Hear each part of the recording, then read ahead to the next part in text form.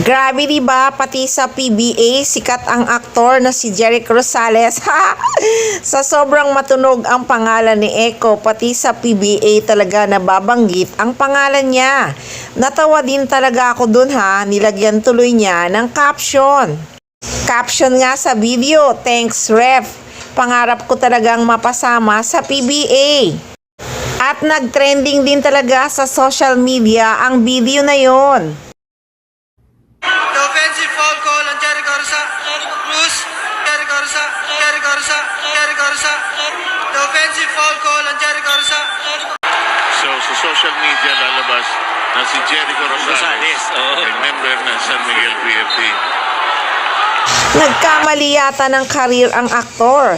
Dapat basketball player ang pinasok, hindi artista.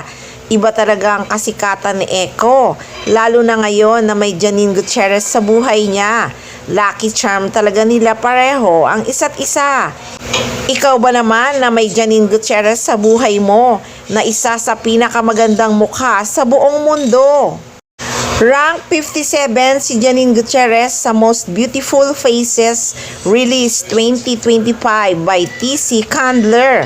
Yes naman, hindi siya nawawala sa listahan, no? Kahit anong pintas nila kay Janine, inggit lang talaga sila.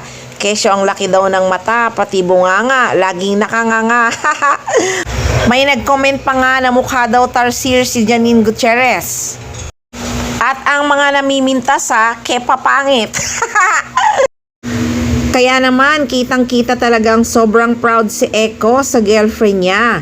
Pinagsisigawan din niya na girlfriend nga niya si Janine Gutierrez. Ikaw ba naman ang girlfriend mo isa sa pinakamagandang mukha sa buong mundo? Hindi ka ba magiging proud boyfriend?